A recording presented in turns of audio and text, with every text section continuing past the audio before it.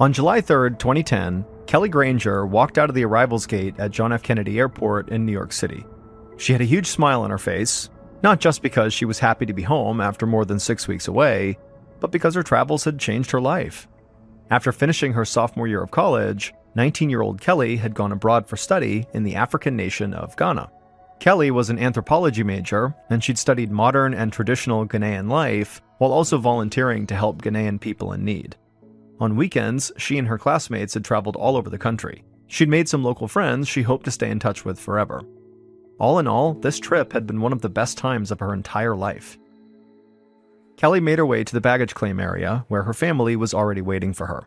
She already missed Ghana, but she had to admit that it was good to be back in New York and to feel the warm embrace of her mom and dad. She was also exhausted and ready to get home and sleep off the jet lag after crossing 4 time zones during her long flight. But over the next few days, Kelly had trouble shaking off her fatigue, and she had a very persistent headache. She figured these things would just go away once she got fully readjusted to being back in this time zone, but when Kelly woke up on the 5th morning after she got back, her headache was worse than ever. She rolled over and realized she was drenched in sweat. In fact, she was feeling so sick, she couldn't even get out of bed. So she wrapped her comforter around her more tightly and called for her mom, Gina. Then she laid in bed shivering with her eyes closed until she heard her mom come into her room and sit beside her on the bed. After her mom put a hand on Kelly's forehead and felt how warm she was, she told Kelly she was going to take her to the doctor. Gina just had a feeling that whatever was going on with her daughter seemed more serious than just jet lag or a little bug she'd caught on the way home, and so she wasn't going to take any chances. That afternoon, Kelly sat on her doctor's examination table with a thermometer in her mouth. She kept her eyes closed, as though that might get rid of the terrible headache that was pounding in her temples. Her doctor asked her if she was on any medications, and Kelly shrugged, as if to say, sort of. While she was in Ghana, she had been taking a malaria prevention medication called mefloquine, but she'd stopped taking it when she left, even though that was kind of recently, and since then she had not taken anything else. Suddenly, the thermometer beeped, and so the doctor gently pulled it out of Kelly's mouth. He told Kelly she did have a mild fever, but nothing too alarming. Then he quizzed Kelly about whether she had always remembered to take her anti-malaria pills. Mefloquine is highly effective, he said, but only if you take it every single week. You can't miss taking it. Kelly's mind was fuzzy from her headache, but she felt positive she'd taken the medication. Her school had made a big point of reminding her and everybody else that they had to take it every single week. The doctor nodded and sat back in silence for a moment, and then he told Kelly and her mom that this looked like just a very bad case of jet lag. In some people, that groggy feeling can last for a week or more, and the best treatment is just to rest.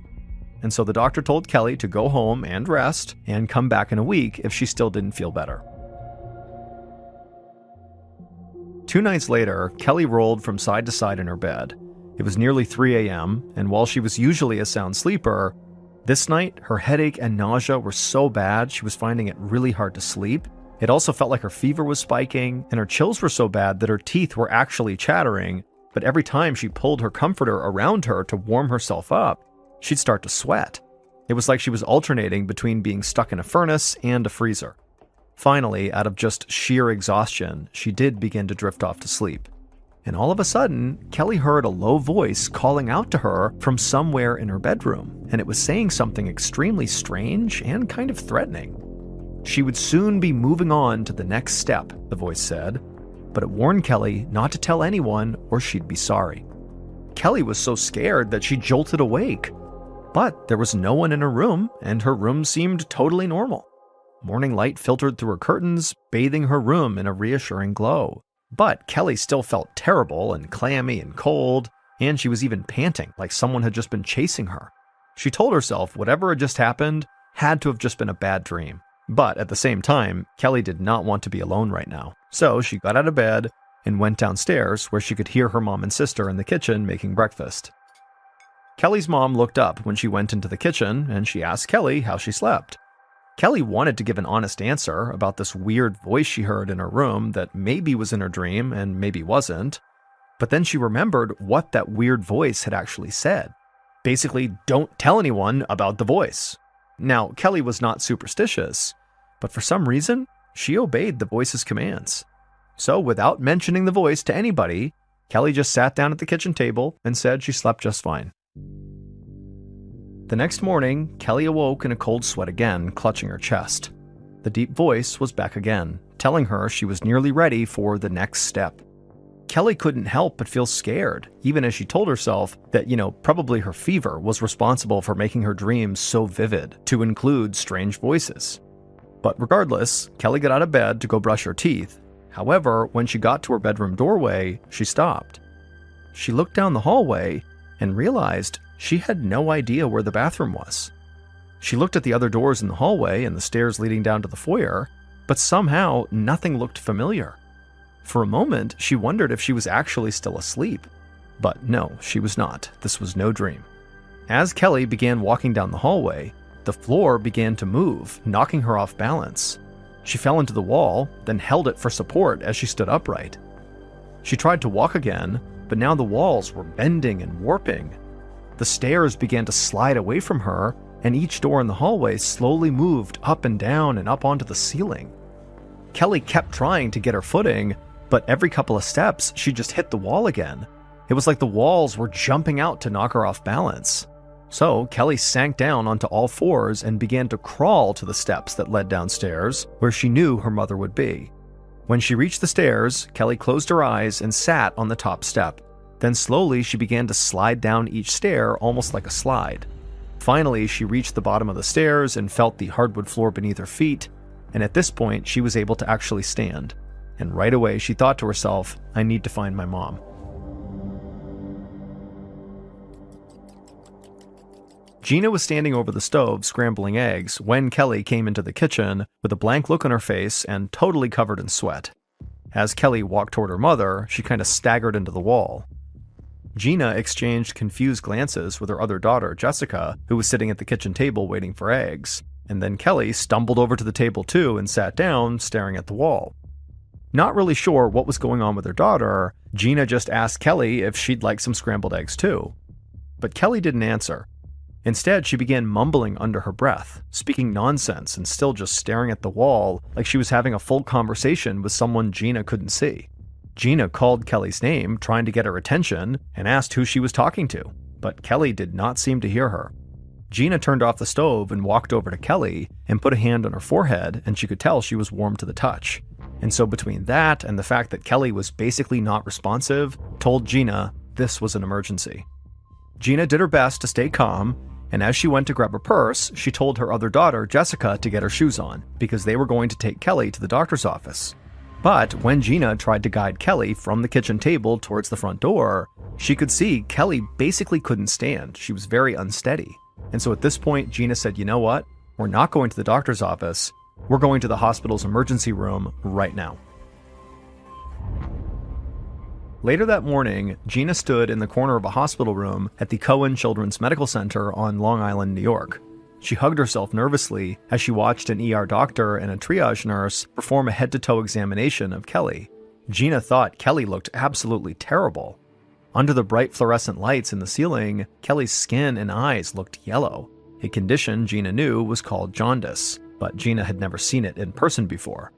A moment later, the doctor confirmed that Kelly did have jaundice, and that could be a sign that she had a blood disease or a liver infection like hepatitis B. The doctor explained to Gina that he would have to call in an infectious disease specialist to take over Kelly's case because jaundice could be life-threatening. Gina felt a knot form in her stomach, and the feeling only grew when she looked over at Kelly's terrified face.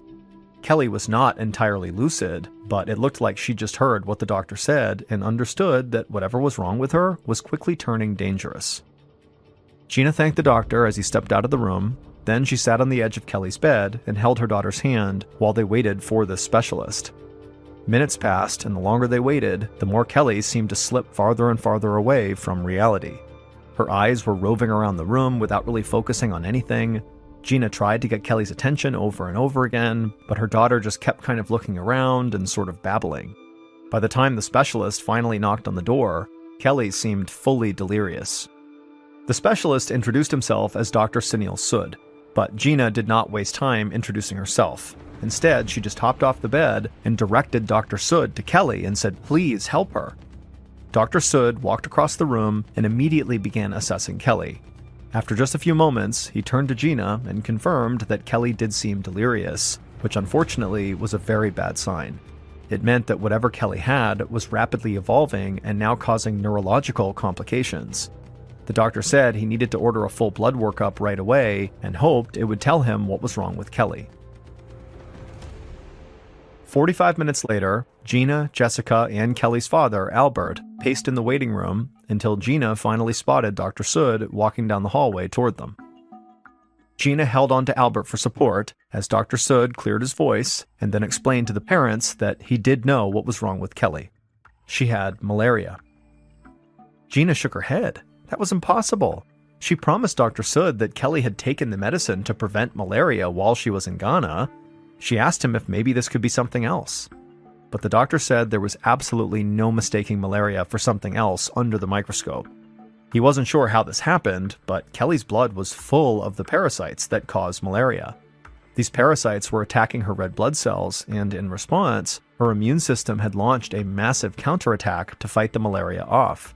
But now, the battle between the disease and Kelly's immune system had caused such intense inflammation that her heart, liver, and other organs were in danger of failing. Dr. Sood explained that normally malaria could be treated with drugs.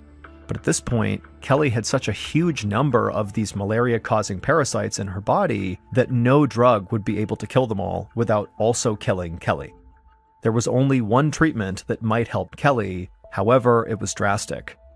Instead of trying to treat the disease with drugs, Dr. Sood proposed actually removing the infected blood cells from Kelly's body and replacing them with healthy donated blood.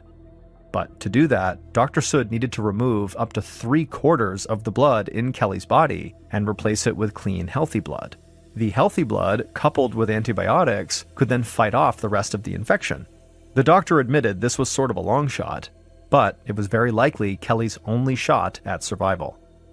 Dr. Sood assured the family that the health risks of actually replacing Kelly's blood with other blood were relatively low, but it was far less clear whether this procedure would actually allow her to successfully fight off the malaria. And so, for the next several hours, Gina sat by her daughter's bedside as the infected blood was extracted from her body and the new blood was fed back into her body through other tubes. The entire time, Gina prayed as she never had before.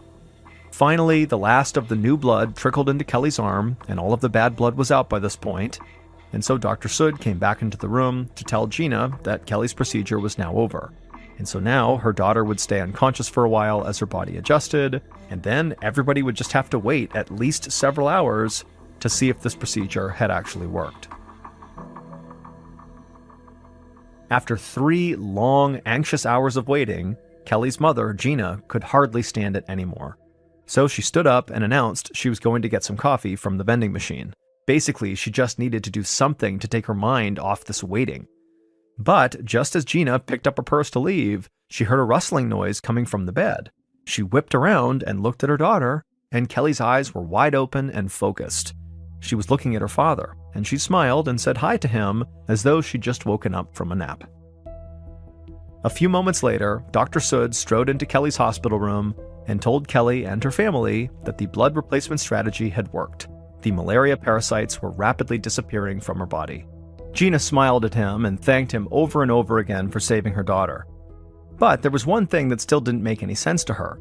She didn't understand how her daughter could have gotten malaria in the first place.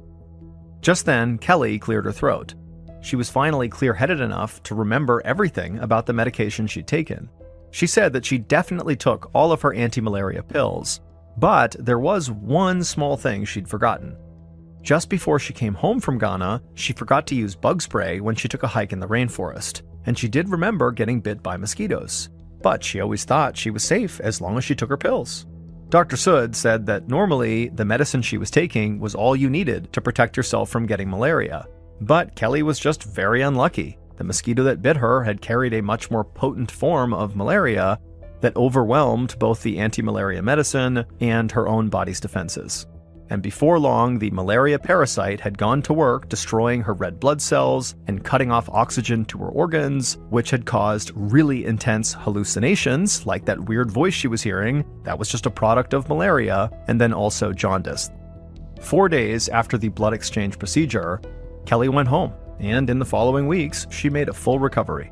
Kelly returned to college in the fall to continue pursuing her degree in anthropology, and she still has very fond memories of her time studying abroad in Ghana, despite the fact that that trip nearly killed her.